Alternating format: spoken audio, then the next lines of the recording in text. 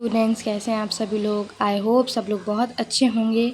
तो हमने अपना इकोनॉमिक्स का चैप्टर 1 डेवलपमेंट कंप्लीट कर लिया है। अब हम आज सिविक्स का चैप्टर 1 जो कि है पावर शेयरिंग उसे कंप्लीट करेंगे। ओके, तो चलिए स्टार्ट करते हैं, है ना।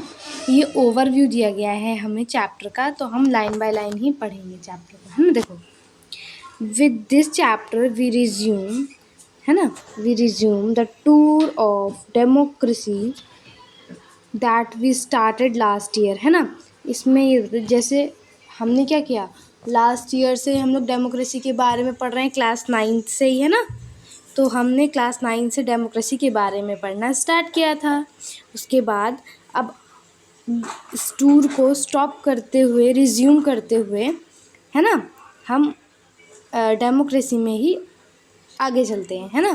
तो we noticed last year that in a democracy all power does not rest with any one organ of the government, है ना। तो लास्ट ईयर हमने नोटिस किया कि डेमोक्रेसी में जो सारी पावर्स होती हैं वो कभी भी एक ऑर्गन के रुक जाने से रन करना बंद नहीं कर देती हैं, है ना। किसी भी पावर, मतलब किसी भी लेवल की गवर्नमेंट पावर नहीं चला सकती अकेले, है ना। कोई भी पावर नहीं रुकती है। ओके,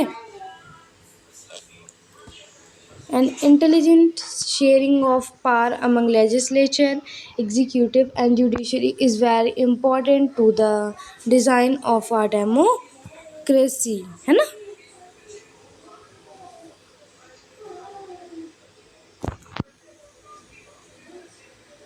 देखो,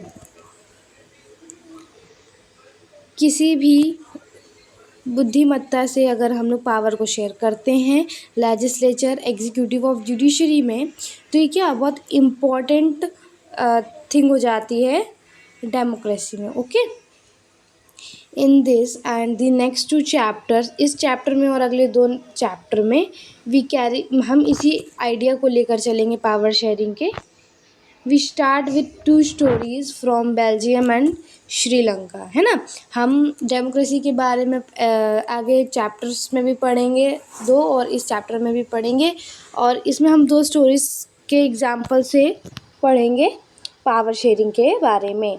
both the stories are about how democracies handle demands for power sharing, है ना।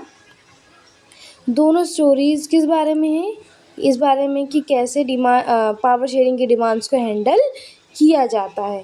The stories yield some general conclusion about the need for power sharing in democracy. This allows us to discuss various forms of power sharing that will be taken up in the following 2 chapters, है ना। इसमें हम लोग क्या पढ़ेंगे, ये हमको क्या अलाउ करता है, मतलब हम इसमें आगे पढ़ने वाले हैं कि, और आगे 2 चैप्टर्स में पढ़ने वाले हैं कि पावर शेयरिंग वर्क कैसे करती है, पावर शेयरिंग करना क्यों इम्पोर्टेंट है ना। और इसके हम लोग डिफरेंट फॉर्म्स भी पढ़ेंगे पावर शेयरिंग के। ओके, चलिए चैप्टर में कूदी मारते हैं। ये तो रहा अपना क्या ओवरव्यू। अब हम लोग चैप्टर को आगे बढ़ाते हैं। ओके, देखो, अब हम लोग 2 स्टोरीज जो थी ना बेल्जियम और श्रीलंका की, तो हम लोग अब वो पढ़ते हैं।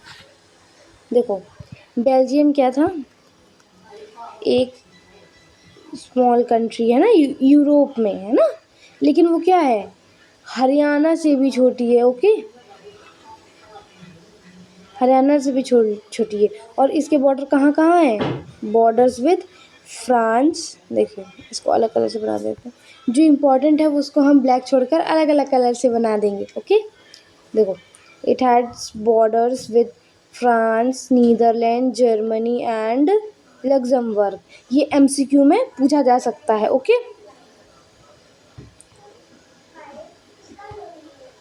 ओके, ठीक है। और इसमें क्या है, पॉपुलेशन है 1 करोड़ से भी कम। Okay, about half population of Haryana, Haryana से आधी पॉपुलेशन है ना, और हरियाणा से छोटा देश है। ओके, यूरोप में है Belgium. Okay, the ethnic composition of this small country is very complex, है ना, of the countries total population, है ना, देखिएगा।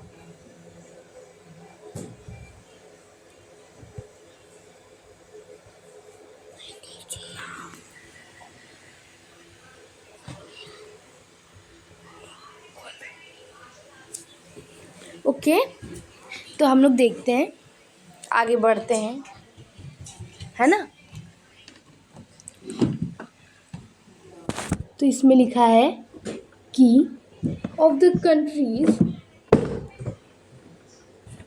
टोटल पॉपुलेशन, है ना, कंट्री की टोटल पॉपुलेशन में से जो 59% कहाँ पर रहते थे, फ्लैमिश रीजन पे, और क्या बोलते थे, डच लैंग्वेज को वो लोग बोलते थे। ओके, अनदर 40%, जो और 40% पीपल थे वो वलोनिया रीजन में रहते थे और क्या बोलते थे, फ्रेंच बोलते थे। और जो बाकी बचे हुए 1% लोग थे वो जर्मनी बोलते थे। ओके, बट अगर देखा जाए तो जो उसकी कैपिटल सिटी है ब्रुसेल्स, वहाँ पर 80% क्या है, फ्रेंच बोलने वाले लोग हैं और 20% डच स्पीकिंग है ना। तो आपने क्या देखा कि पूरी कंट्री में जो लोग माइनॉरिटी में हैं वो कैपिटल सिटी में मेजॉरिटी में है, और जो पूरी कंट्री ऑल ओवर कंट्री में मेजॉरिटी में है वो कैपिटल सिटी में माइनॉरिटी में है। ओके, यहाँ बेल्जियम का एथनिक कॉम्पोजिशन है। ओके, अब हम लोग देखें कि द माइनॉरिटी, देखिए यही चीज़ है ना, the minority French speaking community was relatively rich and powerful, है ना। लेकिन जो क्या था कि जो फ्रेंच स्पीकिंग कम्युनिटी थी माइनॉरिटी में, वो क्या थी, रिच थी मेजॉरिटी के लोगों से, है ना। जो लोग वहाँ पर पॉपुलेशन मेजॉरिटी में थी उन लोगों से माइनॉरिटी में रहने वाली पॉपुलेशन क्या थी, रिच थी। This was resented by the Dutch speaking community who got the benefit of economic development and education। जिसने क्या किया, देखो क्या था कि जो ज़्यादा रिच लोग थे माइनॉरिटी वाले तो उनको क्या था, और डच स्पीकिंग कम्युनिटी थे जिनको क्या बेनिफिट ज़्यादा मिल रहे थे इकोनॉमिक डेवलपमेंट के, है ना, एजुकेशन अच्छी मिल रही थी, जिसने क्या आगे आगे क्या रूप लिया, टेंशन बनाई, है ना, लोगों में टेंशन का काम किया। किन लोगों के बीच में, डच स्पीकिंग में और फ्रेंच स्पीकिंग कम्युनिटीज़ में। कब, 1950s और 1960s के टाइम पे। The tension between the two communities was more acute in Brussels. Brussels presented a special problem. Okay? अब टेंशन क्या हुई, इन दोनों कंट्रीज़ के बीच में बढ़ गई और ब्रुसेल्स में अलग ही प्रॉब्लम्स चल रही थी, है ना, कि वहाँ पे क्या था, डच स्पीकिंग पीपल को मेजॉरिटी में जो थे ना लोग, देखो वही चीज़ जो हमने बताई ना स्पेशल, कि जो ऑल ओवर कंट्री में माइनॉरिटी में थे वो केवल ब्रुसेल्स कैपिटल सिटी में मेजॉरिटी में थे, और जो पूरे ऑल ओवर में माइनॉरिटी में थे वो वहाँ पे मेजॉरिटी में थे। ओके, तो यहाँ पर अलग ही प्रॉब्लम चल रही थी। तो चलिए आगे हम लोग कंपेयर करते हैं सिचुएशन को दूसरी कंट्रीज, है ना। अब हमने यहाँ पे केवल बेल्जियम की बात देखी, चलिए तो बेल्जियम को हम सम अप कर देते हैं। ओके, देखिए बेल्जियम को हम एक बार सम अप कर देते हैं। देखिए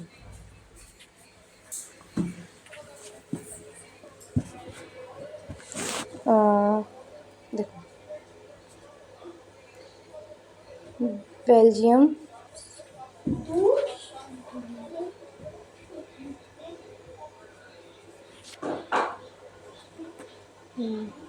सॉरी,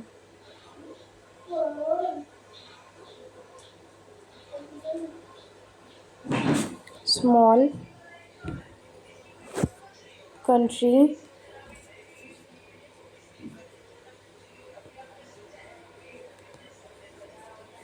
इन यूरोप, है ना।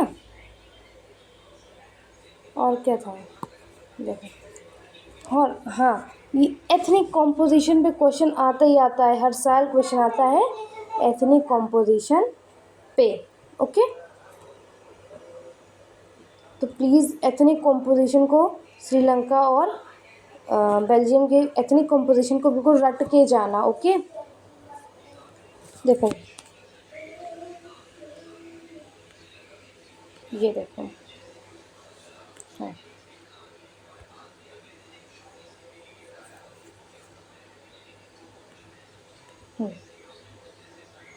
ये देखो,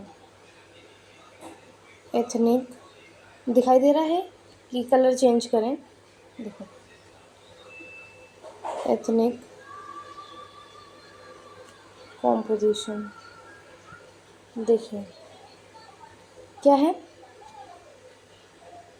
59% डच स्पीकर, है ना, डच स्पीकर, डच स्पीकर, 40% कहाँ पर क्या थे, फ्रेंच स्पीकर,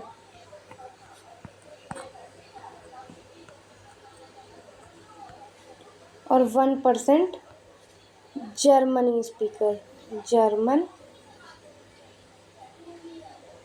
स्पीकर। ओके, अब ये देखिएगा, ये डच में थे, ये कहाँ पर रहते थे, ये जो थे ना, ये कहाँ पर रहते थे, डच स्पीकर शायद वलोनिया पे, है ना, और फ्रेंच वाले,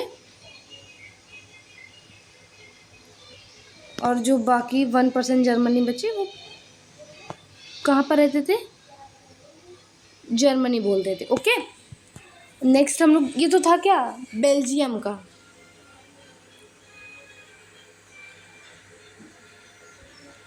अब हम लोग देखते, ये तो हो गया ऑल ओवर कंट्री का, है ना।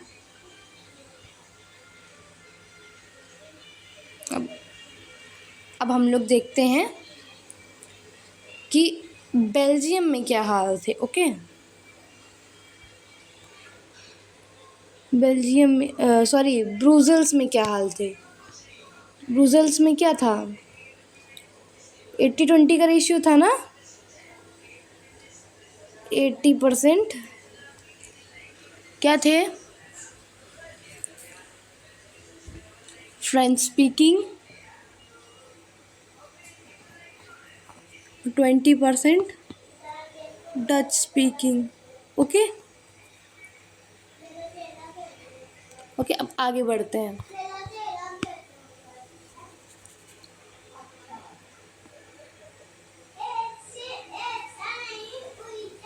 और देखिए, अब हम लोग इधर पे थे ना,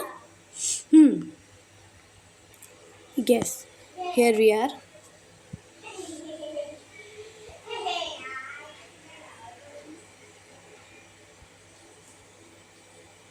देखिए, let us compare this to the situation is in another country, Sri Lanka. अब एक था बेल्जियम, अब एक हम लोगों ने दूसरी कंट्री देखी, क्या, श्रीलंका।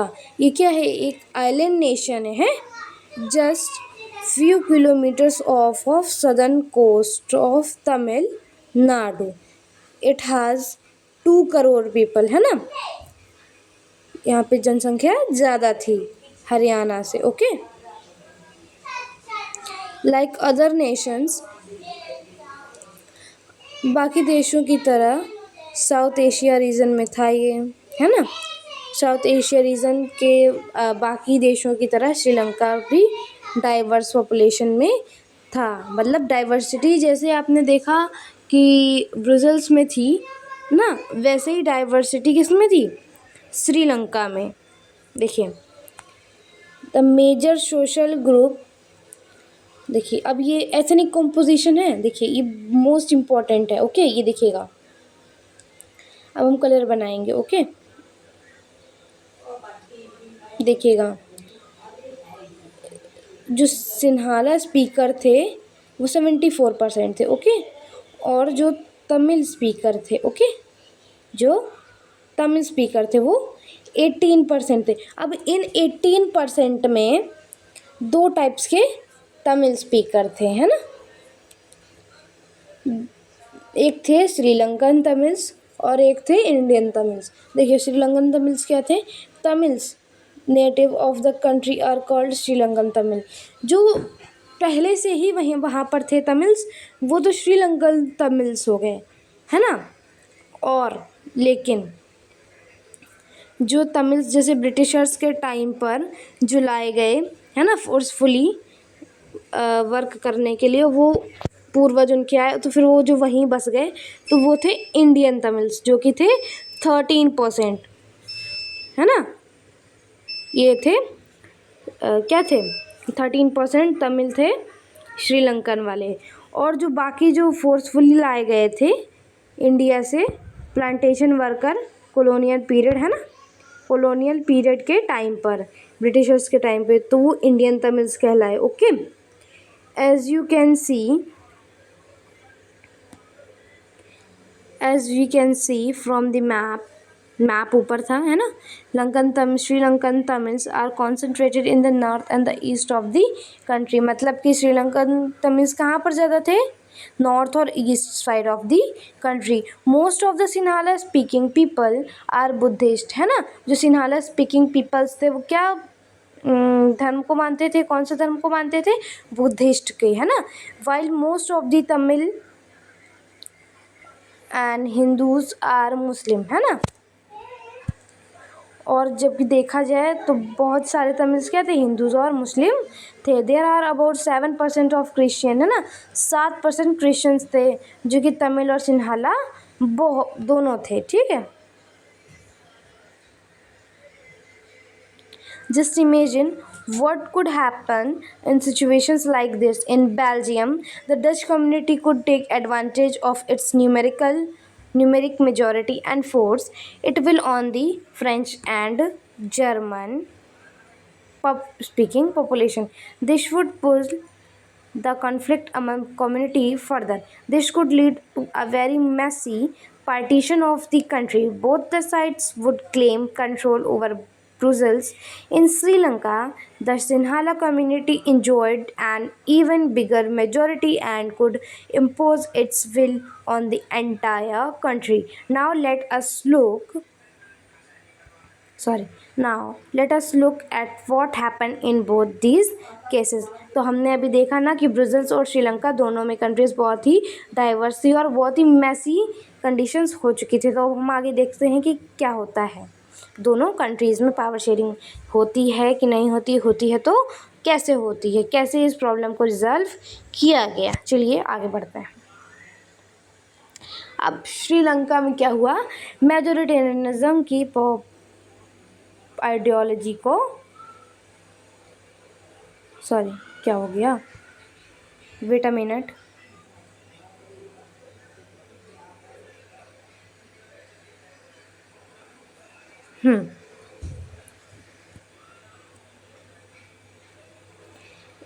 अब हम देखते हैं कि मेजोरिटेरियनिज्म की प्रॉपर्टी को,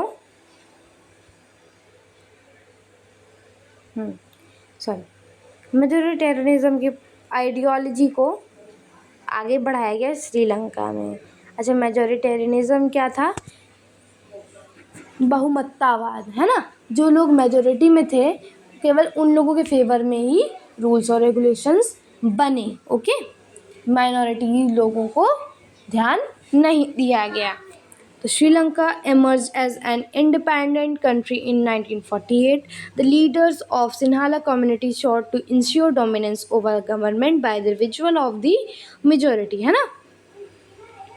मेजोरिटेरियनिज्म इसको डिफाइन करने पे आ सकता है तो आप उसमें लिखेंगे majoritarianism is an ideology where the government make rules in favor of majority population without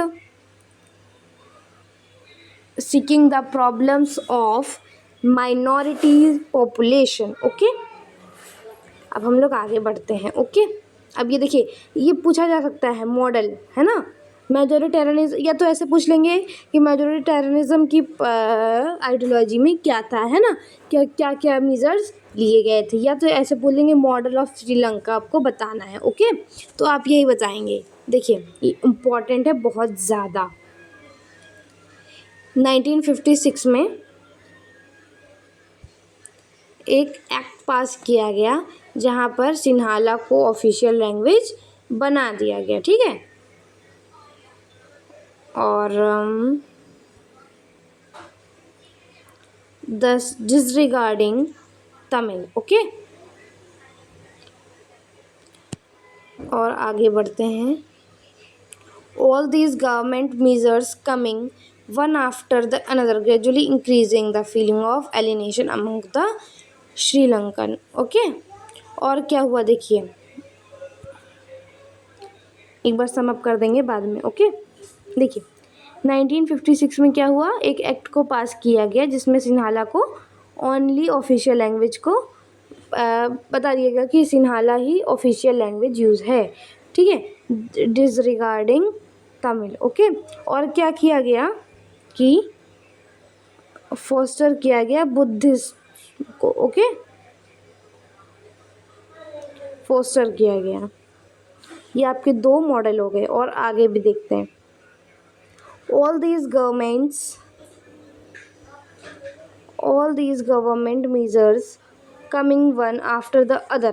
ये जो मॉडल्स आ रहे थे ना, इससे क्या हुआ कि जो माइनॉरिटी के लोग थे उन्हें एलिनेशन मतलब अकेलापन सा लगने लगा. उनको लगा कि हमारे फेवर में तो कुछ है ही नहीं, ना हमारे लिए जॉब्स हैं, ना एजुकेशन है, ना इकोनॉमिक हेल्प है कुछ. ओके, डेवलपमेंट है. तो जब ऐसा होने लगा तो क्या हुआ, उन्होंने अपना अलग देश मांगा. उन्होंने कहा कि हमको हमारा एक अलग देश बनाने की इजाज़त दो, हमें अलग कर दो. ओके, देखिए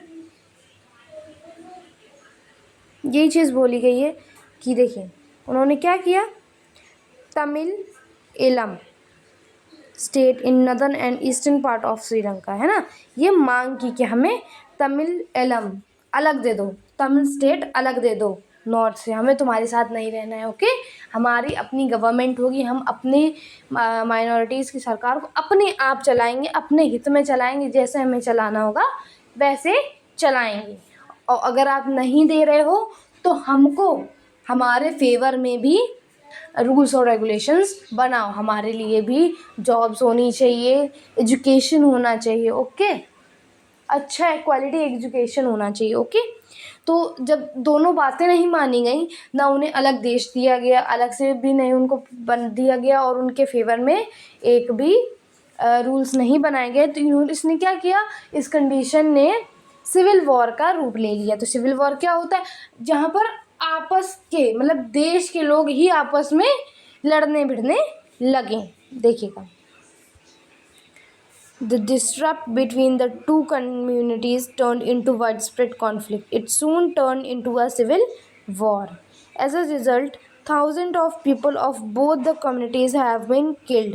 है ना, बहुत से लोग मारे गए. Many families were forced to leave the country as refugees of many most lost their livelihood. कई लोगों को मजबूरन देश छोड़कर जाना पड़ा, है ना, और कई लोगों को भूखे भी मरना पड़ा. The civil war has caused a terrible setback to the social, culture and economic life of the country. It ended in 2009. और ये जो सिविल वार था वो कब ख़त्म हुआ, 2009 में. ओके, चलिए आगे देखते हैं. तो यहाँ पे क्या हुआ, श्रीलंका में पहले हमने क्या देखा था कि बेल्जियम एक कंट्री थी. बेल्जियम में क्या था कि 59% लोग डच स्पीकिंग थे, है ना, डच स्पीकर थे, और 40% लोग फ्रेंच स्पीकर थे और जो बचे 1% लोग थे वो जर्मनी स्पीकर थे। लेकिन ये तो वर्ल्ड वाइड की बात हो गई, लेकिन जो ब्रुसेल्स में था ना, ब्रुसेल्स में 80% क्या थे, फ्रेंच स्पीकर, 20% डच स्पीकर। तो हमने क्या देखा कि ब्रुसेल्स में कि जो मेजोरिटी में थे ऑल ओवर कंट्री, वो माइनॉरिटी में हो गए ब्रुसेल्स में, है ना। और श्रीलंका में हमने क्या देखा कि हमने श्रीलंका में देखा कि ऐसे ही डाइवर्स पॉपुलेशन वहाँ पर पे भी थी।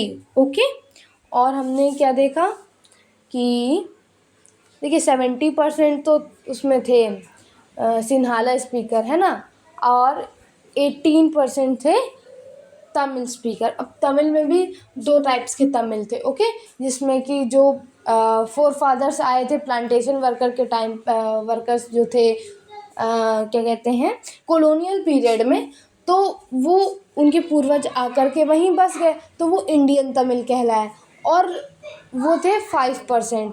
और जो वहीं पे वहाँ के नेटिव थे, तमिल नेटिव, वो श्रीलंकन तमिल कहलाए, जो कि 13% थे। ओके, तो ये था एथनिक कॉम्पोजिशन ऑफ श्रीलंका, और ब्रुसेल्स का, बेल्जियम का हमने आपको बता दिया। और हमने अब देखा कि कैसे श्रीलंका में इस प्रॉब्लम को किया गया, तो जिसने क्या किया, अकोमोडेट वो लोग नहीं कर पाए, मेजोरिटेरियनिज्म की प्रॉपर आइडियोलॉजी ला करके उन्होंने क्या किया, सिविल वॉर का रूप ले लिया।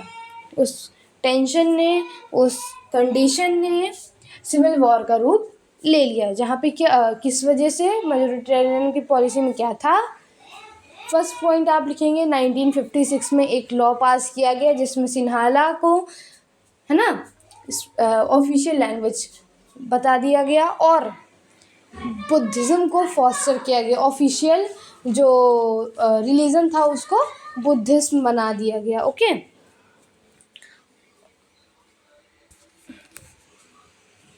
चलिए आगे अब हम लोग देखते हैं कि देखिए सिविल, और इसकी वजह से क्या हुआ कि जो माइनॉरिटी में थे उन्हें अकेलापन लगा, उनके लिए फेवर में कोई भी रूल्स नहीं थे, तो उन्होंने क्या किया, जा कर के मांगा कि हमको हमारा एक अलग देश दे दो, लेकिन उन्होंने वो भी नहीं किया। तो क्या हुआ कि इस सिचुएशन ने सिविल वॉर का रूप ले लिया। जब सिविल वॉर का रूप ले लिया तो क्या हुआ, कई लोगों को मजबूरन देश छोड़कर जाना पड़ा, भुखमरी आ गई, कई लोगों को भूख की वजह से मरना पड़ा, और जो इकोनॉमिक सोशल, है ना, लाइफ थी, कल्चरल लाइफ थी, वो भी डेंजर में आ चुकी थी, बहुत ही ज़्यादा अफेक्टेड हो चुकी थी। और ये सिविल वॉर कब ख़त्म हुआ, 2009 पे। ओके, अब हम लोग देखते हैं बेल्जियम में क्या होता है। तो accommodation in Belgium. Okay, sorry हाँ, तो बेल्जियम में हम लोग क्या देखते हैं कि देखिए यहाँ पे अकोमोडेट किया गया, यहाँ पर सबके फेवर में रूल्स बनाए गए कुछ, है ना, ताकि किसी को भी एलिनेशन का महसूस ना हो, और सिविल वॉर जैसी कंडीशन ना आए, क्योंकि ये लोग देख चुके थे ना बेल्जियम वाले कि श्रीलंका में सिविल वॉर की वजह से कितना नुकसान हुआ। तो चलिए हम लोग आगे देखते हैं इसमें क्या हुआ। ये देखिए, ये है क्या, मॉडल ऑफ बेल्जियम। तो यहाँ पर आप देखिए क्या हुआ कि constitution prescribe that the number of Dutch and French speaking minister shall be equal in the central government. तो क्या किया गया कि कॉन्स्टिट्यूशन को चेंज किया गया, और उसमें क्या बढ़ाया गया कि उसमें लिख दिया गया कि फ्रेंच स्पीकिंग में मिनिस्टर्स और डच स्पीकिंग मिनिस्टर्स इक्वल होंगे सेंट्रल गवर्नमेंट में, है ना। Some special laws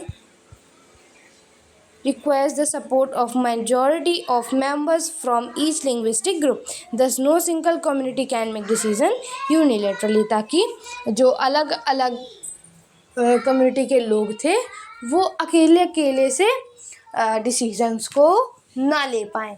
okay,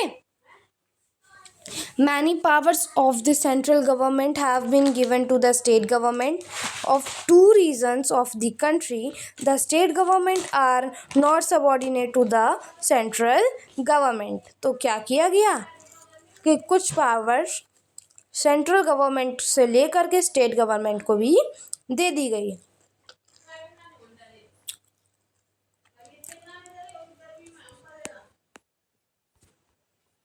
okay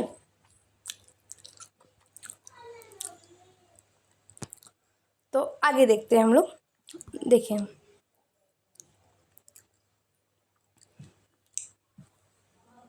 Brussels has a separate government in which both the communities have equal representation, है ना। वहाँ पर अलग अलग वो बना दिए गए कम्युनिटी गवर्नमेंट बना दी गई, जहाँ पर अलग अलग कम्युनिटी की अलग अलग गवर्नमेंट होगी, है ना। जैसे क्योंकि होता है ना अलग अलग कम्युनिटी की समस्याएं, जैसे जैसे हम दूसरी कम्युनिटी की तो हमारी समस्याएं दूसरी कम्युनिटी वाला अच्छे से बेहतर तरीके से समझ नहीं सकता, तो सेम कम्युनिटी के मेंबर्स से मतलब बना दिए गए कि अलग अलग कम्युनिटी गवर्नमेंट चला दी गई। Okay apart from the central and state government there is a third kind of government, this is called community government, है ना। देखो वही चीज़ हमने बताया कि सेंट्रल गवर्नमेंट और स्टेट गवर्नमेंट तो थी ही, लेकिन थोड़ी एक नई गवर्नमेंट बना दी गई कम्युनिटी गवर्नमेंट, है ना। यहाँ पर कम्युनिटी गवर्नमेंट अलग कम्युनिटी के बना दिए गए मिनिस्टर्स, है ना। जैसे डच स्पीकिंग कम्युनिटी गवर्नमेंट में डच स्पीकर्स मिनिस्टर्स होंगे, है ना, जो डच कम्युनिटी के होंगे। ओके ऐसे अब ये देखिए क्या लिखा है, ये था मॉडल ऑफ बेल्जियम। तो what do we learn from these two countries of Belgium and Sri Lanka, हम लोग इस कंट्री से क्या सीखे। बोथ आर डेमोक्रेसीज, दोनों डेमोक्रेसी थी, yet they dealt with the question of power sharing differently. In Belgium, the leaders have realized that the unity of the country is possible only by respecting the feelings and interests of Indian communities and regions, है ना। जैसे क्या हुआ कि इसमें देखा गया तो मेजोरिटेरियन की जो पॉलिसी थी और अकोमोडेशन की जो पॉलिसी थी वो दोनों ही डेमोक्रेसी थी, पर हम लोग उन लोगों ने श्रीलंका वालों ने क्या किया कि मेजोरिटेरिज्म पॉलिसी को प्रोमोट किया। ओके तो क्या हुआ, सिविल वॉर हुआ, तो जो कि बेल्जियम वाले देख चुके थे और वो समझ चुके थे कि अगर हम लोग पावर को शेयर नहीं करेंगे, है ना, अगर हम लोग भी मेजोरिटेरियनिज्म की पॉलिसी लाएंगे तो हमारे यहाँ भी सिविल वॉर निश्चित है। आइए बढ़ते, देखिए ये इम्पोर्टेंट नहीं है, इसको आप कट कर सकते हैं, इससे क्वेश्चन नहीं आता है पेपर में। ओके इससे भी सॉरी शिट इससे आता है, इस वाले से नहीं आता। Okay sorry my mistake, sorry I am very sorry. देखिए ये पढ़ते हैं हम लोग। अच्छा अब हमने पावर शेयरिंग तो कर ली, है ना। अब ये ज़रूरी क्यों है, डिज़ायरेबल क्यों, इसके दो रीज़न हैं। Okay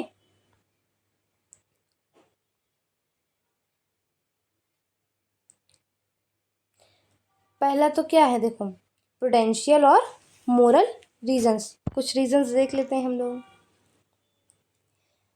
power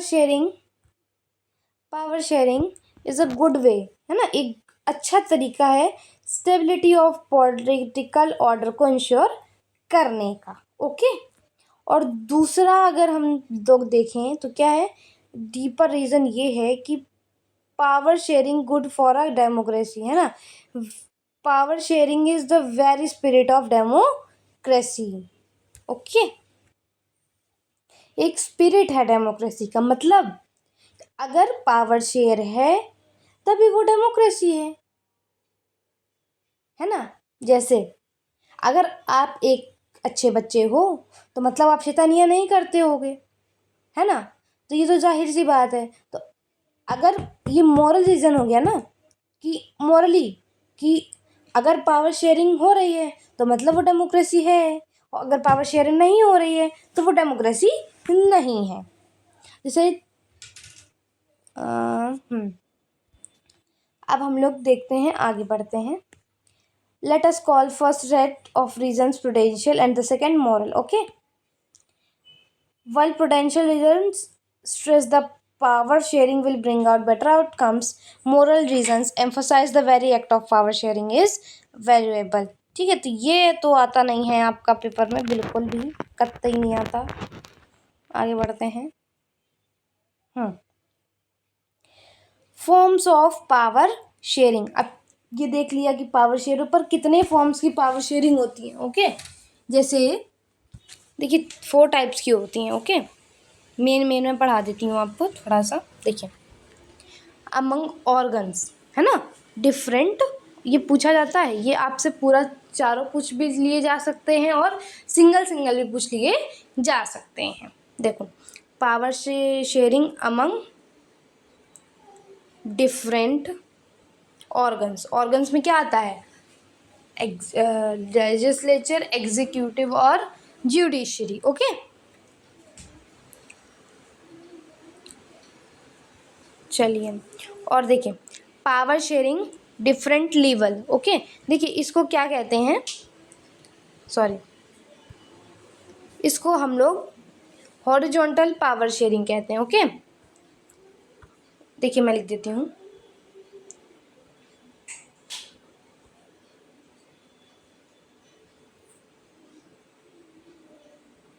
organ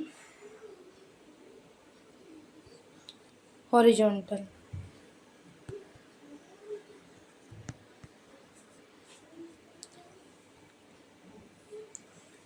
levels vertical. मतलब जो डिफरेंट ऑर्गन्स पे पावर शेयर होती है वो हॉरिजॉन्टल पावर शेयरिंग होती है, और जो डिफरेंट लेवल्स में पावर शेयर होती है तो वो वर्टिकल पावर शेयरिंग होती है. वर्टिकल पावर शेयरिंग कैसे होती है? जैसे सेंट्रल गवर्नमेंट, स्टेट गवर्नमेंट और लोकल लेवल गवर्नमेंट. ओके, अभी पढ़ते हैं आगे. देखिए,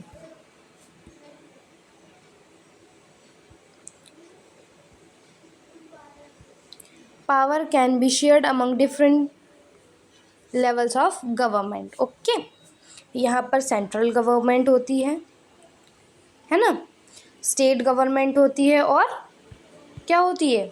लोकल सेल्फ गवर्नमेंट होती है. अब आप थर्ड देख सकते हैं, डिफरेंट सोशल ग्रुप्स पे पावर शेयर होती है. जैसे हमने क्या देखा, कम्युनिटी गवर्नमेंट थी, तो अलग अलग सोशल ग्रुप हो गए ना, जैसे डच स्पीकिंग या फ्रेंच स्पीकिंग पीपल थी, अलग अलग कम्युनिटी हो गई, अलग अलग सोशल ग्रुप्स हो गए, तो इसमें पावर शेयर होती है. ओके, और चौथा एंड लास्ट देखते हैं कि पार्टीज़ पे है ना, पॉलिटिकल पार्टीज़ पे, प्रेशर ग्रुप्स पे है ना, और मूवमेंट्स पे, इन पे पावर शेयर अरेंजमेंट होता है. इस वे में भी देखा जाता है. चलिए आगे बढ़ते. हमारा चैप्टर एंड हो चुका है, तो एक बार हम लोग ओरली समाप्त कर लेते हैं कि हमने इस चैप्टर में क्या क्या देखा. तो हमने इस चैप्टर में क्या देखा कि बेल्जियम एक कंट्री है और वहाँ पर जो कॉम्पोजिशन है, एथनिक कॉम्पोजिशन है, वहाँ की जो पॉपुलेशन का एथनिक कॉम्पोजिशन है वो ब्रुसेल्स की एथनिक कॉम्पोजिशन से उल्टा है. मतलब जो वर्ल्ड वाइड कंट्री में मेजॉरिटी में है वो माइनॉरिटी में है. कहाँ पे? ब्रुसेल्स में. ओके, और उन्होंने क्या, अकोमोडेशन की पॉलिसी को अडॉप्ट किया. ओके, यहाँ पे क्या हुआ कि कोई भी ऑफिशियल लैंग्वेज नहीं बनाई गई, किसी भी रिलीजन को फॉस्टर नहीं किया गया, और एक अलग से कम्युनिटी गवर्नमेंट बनाई गई जिसमें कि अलग अलग कम्युनिटी के लोग इक्वली होंगे. ओके, और सेंट्रल गवर्नमेंट पे दोनों सोशल ग्रुप्स के मिनिस्टर्स इक्वली प्रेजेंट होंगे. और तो हमने देखा कि यहाँ पर कोई भी सिविल वॉर जैसी कंडीशन नहीं आई. श्रीलंका के केस में हमने क्या देखा कि वहाँ पर भी डाइवर्सिटी थी, बहुत ज़्यादा थी, जैसे कि बेल्जियम में भी थी. उन्होंने क्या किया कि अकोमोडेट नहीं किया। उन्होंने क्या, मेजॉरिटी पॉपुलेशन के फेवर पे रूल्स बनाए, है ना। तो मेजॉरिटेरियनिज्म की पॉलिसी लाई, जिसमें उन्होंने बुद्धिज़्म को फॉस्टर किया और सिन्हाला को ऑफिशियल लैंग्वेज बता दिया, है ना। और क्या किया, उन्हें अलग से माइनॉरिटी वालों को अलग से तमिल एलम भी स्टेट भी नहीं दिया। तो उसमें क्या हुआ कि सिविल वॉर जैसी कंडीशन आ गई। और सिविल वॉर में क्या हुआ कि कई लोगों को अब मजबूरन देश छोड़कर जाना पड़ा, भुखमरी आ गई और social, economic and cultural life में बहुत ज़्यादा अफेक्ट हुआ। और ये कब एंड हुआ, 2009 में। उसके बाद हमने देखा कि पावर शेयरिंग डिज़ायरेबल क्यों है, ज़रूरी क्यों है ना। तो इसके हम लोगों ने 2 रीज़न पढ़े, प्रूडेंशियल रीज़न और मोरल रीज़न। क्या कि इससे क्या होते हैं कि लड़ाई दंगे कम होते हैं, है ना, कॉन्फ्लिक्ट्स कम होते हैं पावर शेयरिंग से, है ना। और it is the spirit of democracy, हम लोगों ने ये भी पढ़ा। ओके, उसके बाद में हमने ये पढ़ा कि पावर शेयरिंग 4 टाइप से होती है। पहला, ऑर्गन्स पे, डिफरेंट ऑर्गन्स पे, जो कि क्या होता है, हॉरिजॉन्टल पावर शेयरिंग भी होता है। 3 होता ऑर्गन्स में होता है, लेजिस्लेटिव, एग्जीक्यूटिव और जुडिशरी पे, ठीक है। और उसके बाद हमने देखा सेकेंड नंबर किस पे, डिफरेंट लेवल ऑफ गवर्नमेंट पे। तो वो कितने, उसको क्या कहते हैं, vertical power sharing. Okay, vertical power sharing में क्या हुआ कि सेंट्रल गवर्नमेंट, स्टेट गवर्नमेंट और एक लोकल सेल्फ गवर्नमेंट, ठीक है, इसमें पावर, इन 3 लेवल्स पे पावर को शेयर किया। उसके बाद थर्ड में हमने देखा सोशल ग्रुप्स पे भी, कम्युनिटी गवर्नमेंट पे, जैसे बेल्जियम में हमने देखा सोशल ग्रुप्स पे पावर भी शेयर की गई। और चौथा, हम लोगों को प्रेशर ग्रुप्स, पॉलिटिकल पार्टीज़ के रूप में भी पावर शेयरिंग अरेंजमेंट्स को हम लोग देख सकते हैं। ओके, हम लोगों ने ये समाप्त कर लिया है। तो ये था हमारा चैप्टर। आई होप सबको अच्छे से समझ में आया होगा। अगर कोई डाउट्स हैं तो कमेंट सेक्शन में बताइएगा, हम उसका आंसर ज़रूर देंगे। और नेक्स्ट चैप्टर आपको कौन सा चाहिए कमेंट में लिखिएगा। तब तक के लिए bye bye, tata, see you, thanks for watching.